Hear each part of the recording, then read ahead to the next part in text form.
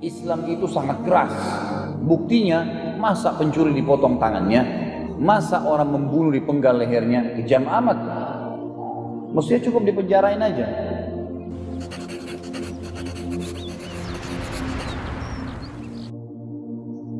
Kita tahu dalam Islam, kalau ada orang mencuri, hukumnya diapakan? Dipotong tangannya. Kalau ada orang berzina, dicambuk kalau belum nikah, dirajam kalau sudah menikah. Kalau ada orang membunuh, dipenggal lehernya, qisas. Ada kelompok di dalam buku-buku agama Islam tentang hadara alam Islami, tentang keadaan negara Islam sekarang. Dalam buku-buku agama kita ditulis istilah mustasyrikun. Mustasyrikun ini adalah para orientalis.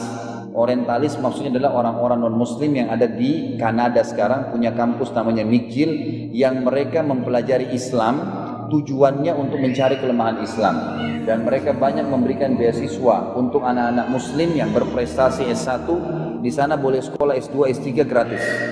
Ada teman-teman saya, bahkan ada kiai dari Madura pernah sampai S3 di sana. Pulang luar biasa pemikirannya, jauh dari Islam. Alhamdulillah dapat hidayah lagi di Indonesia. Mereka coba mencari kesalahan-kesalahan Islam macam-macam. Kenapa cerai di tangan laki-laki? Kenapa perempuan dilarang pakai jilbab, dia disuruh pakai jilbab? Kenapa ini? Kenapa itu? Banyak hal yang dilemparin sama dia. Banyak masalah-masalah gitu. Di antaranya mereka bilang, Islam itu sangat keras. Buktinya, masa pencuri dipotong tangannya, masa orang membunuh dipenggal lehernya, kejam amat. Mestinya cukup dipenjarain aja. Maka kali ini teman-teman saya jelaskan di sini, mudah-mudahan Allah sampaikan kepada anda tentang hikmah syar'inya, dan anda jangan ikut-ikutan terpengaruh dengan ide-ide mereka. Allah tidak menurunkan sebuah hukum kecuali punya hikmah yang besar, dan khusus masalah hudud, pencuri potong tangan, orang membunuh dipenggal lehernya, Allah mengatakan, ya, walakum fil qisasi hayatun ya ulil albab.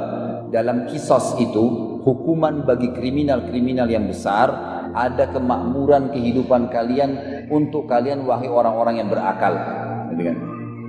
Baik teman-teman sekalian, orang yang mengatakan potong tangan itu kejam, orang yang dipenggal lehernya karena membunuh kejam, ini pertama secara akal kalau saya jawab adalah orang-orang yang belum pernah terjadi pada dia. Coba anda bayangkan kalau anda pulang rumah, pencuri sedang ada mengambil barang. Saya yakin kalau hak anda sedang diambil, atau motor anda tiba-tiba ada yang bawa keluar, dan anda punya pisau di dekat anda, walaupun anda penakut pada situ, anda akan berani karena hak anda diambil. Bukan cuma potong tangannya, anda akan lempar dan kalau perlu dia tertusuk mati. Orang yang bilang pencuri dipotong tangannya kejam, orang yang belum mengalami itu. Bagaimana kalau dia pulang rumah, jebol semua toko emasnya, dicuri semua barang-barangnya, dan dia masih lihat pencurinya? Tidak mungkin dia tidak melawan. Sama halnya juga orang yang mengatakan orang yang membunuh dipenggal itu kejam. Ini orang bicara, ini belum mengalami. Coba kalau dia pulang ke rumah, istrinya, anaknya diperkosa lalu dibunuh depan mata dia, dan dia dengar siapa yang membunuhnya, apa yang dia lakukan? Bukankah dia akan datang balas dendam? Kalau nggak ditemui orang yang membunuh, mungkin dia akan bunuh adiknya, atau akan terjadi perang keluarga, perang suku. Lihat hikmah Islam. Kalau ada seseorang mencuri, kedapatan lagi praktek mencuri, diserahkan kepada pemerintah, dilaporkan. Dulu waktu kami masih di Madinah, saya dari tahun 90 sampai 98 waktu itu, SMA sampai S1 di sana, saya temukan setiap malam Jumat, bukan setiap siang, kalau malam Jumat dan ada kisos, maka akan diiklankan dari berita, TV, radio, segalanya diberitakan, ada fulan bin fulan telah mencuri di toko emas ini, di rumah ini. Lalu diceritakan kronologisnya, dia mencuri, dia masuk jam sekian, dia pukul, dia ambil, dia, selesai, dia kena firman Allah, pencuri laki-laki dan pencuri perempuan potonglah tangannya. Besok akan diadakan kisos di Masjid Nabawi. Di Masjid Nabawi teman-teman, di daerah selatan timurnya, itu ada sebuah perpustakaan namanya Perpustakaan Raja Abdul Aziz, Maktabah Malik Abdul Aziz, sampai sekarang masih ada. Di sebelahnya itu ada lapangan luas, dulu di situ tempat kisos. Sekarang saya tidak tahu, mungkin sudah dipindahin karena perluasan Masjid Haram, tapi yang jelas itu ada kisos juga. Di situ kalau ada kisos, nanti akan ada polisi berdiri pagar betis. Misal kita anggap mic ini bulat, nanti polisi pagar betis ya. Di dalamnya ada orang yang mau dikisos, didudukin, diikat tangannya satu ditaruh di atas meja, terus ditahan, jadi nggak bisa bergerak. Algojonya bawa pedang. Di sekitar situ ada polisi pagar betis, kita semua di belakang polisi tersebut. Di situ ada 3 mobil. Mobil penjara yang membawa si penjahat ini, mobil ambulan dengan tim medisnya. Kalau sudah dipotong tangannya akan diurus oleh dokter, tidak akan dibiarkan mati di situ. Kemudian ada mobil pengadilan yang buat laporan pada raja. Itu yang terjadi, 3 ini. Orang ini akan didatangkan tangannya, disebutkan kesalahannya, lalu dipotong tangannya, dipotong di pergelangan. Setelah itu digantung pergelangannya ini 3 hari sampai membiru. Kira-kira hikmahnya apa? Bayangkan kalau ada orang yang niat mencuri hadir di situ dan lihat, masih mau mencuri nggak kira-kira? Ini mencuri ukuran 3 dirham, 150.000, tangan melayang.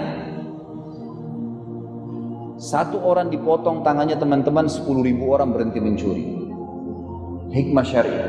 Itu koruptor di Indonesia, datangin tuh iklanin di TV, datangin tangannya potong, berhenti semua mencuri itu. Tangannya melayang. Kalau pakai hukum manusia, masuk pagi, sogok siang, malam keluar. Besok curi lagi. Itulah hukum manusia.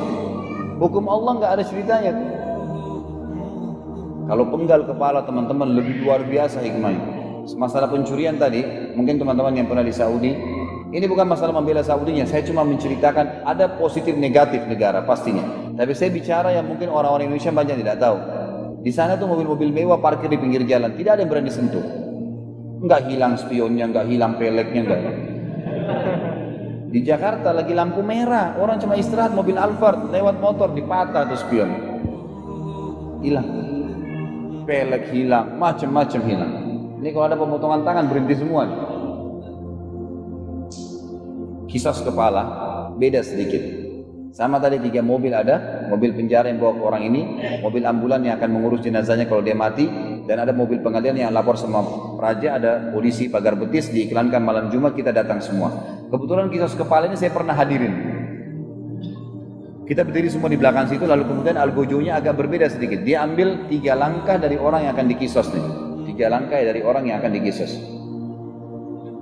Di sebelah kanannya dia, algojo ini, ada walinya orang yang dibunuh. Keluarganya orang yang dibunuh. Algojo ini mengambil 3 langkah. Kalau dia melangkah langkah pertama, dia balik ke sana. Tentu orang yang mau dikisos ini dipakein kain hitam, dia tidak tahu algojonya ada di mana. Tangannya dua-dua diikat di belakang bersamaan dengan telapak kakinya, jadi nggak bisa bergerak. Dia memang diangkat, diturunkan, diangkat, dinaikkan, diangkat. Jadi dia tidak tahu, dia sudah tertunduk kepalanya karena posisi tangan dan kakinya. Di sebelah kanan ada walinya orang yang dibunuh, adiknya, ayahnya, saudaranya yang dibunuh. Algojo melangkah langkah pertama, lihat ke sana. Kalau mereka diam, dia melangkah langkah kedua, balik lagi ke sana. Kalau mereka diam, dia melangkah langkah ketiga, balik lagi ke sana. Terakhir pedangnya diangkat, dilihat ke sana. Kalau mereka tidak kasih isyarat apapun, dipenggal orang ini. Tapi kalau dalam 3 langkah kaki tadi dan pas angkat pedang, ada yang maafin di sana, ada yang kasih isyarat dengan tangan, nggak jadi kisos. Apa hikmahnya? Ingin diberitahukan kepada walinya orang yang dibunuh, nih yang membunuh saudaramu, suamimu, istrimu, nih orangnya. Nggak ada hubungan sama istri sama anaknya ya, nggak ada dendam keluarga nih. Ini yang salah nih. Kami akan kisos, keputusan di tangan kalian. Kalian tidak maafin, penggal. Kalian maafin, selesai. Hikmahnya besar. Ini orang yang salah. Dan kalau mereka minta, misalnya 3 orang di sana, ada 1 orang saja mengangkat tangan, memaafkan, udah selesai. Nggak jadi. Walaupun yang 2 tidak setuju. Makanya hadir di sana harus betul-betul penentu keputusan.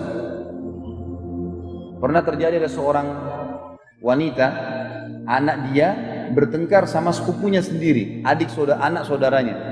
Berantem, pukul-pukulan batu, mati. Karena hukum kisos. Waktu mau dikisos, di sana tantenya, di sini ponakannya. Dimaafin sama tantenya akhirnya. Sudah ada shock terapi 2 langkah, algojo melangkah, dimaafin sama tantenya. Waktu ditanya, diwawancarai, kenapa anda maafkan? Dia bilang, ini anak saya sudah mati, masa saya mau kehilangan ponakan saya? Sudahlah saya maafin. Tapi seperti itu kisos. Jadi bukan sembarangan tangkap potong, enggak. Dan juga dalam Islam yang dikisos itu kalau yang didapat sedang praktek. Bagaimana kalau ada orang misalnya pernah mencuri 2 tahun lalu, sekarang dia mau tobat, apakah dikisos? Tidak. Kalau dia tobat, dia tinggal tobat kepada Allah, kembalikan haknya orang yang pernah dicuri. Ini hal yang mesti difahami. Jadi hukum Islam datang dengan sangat luar biasa teman-teman sekalian.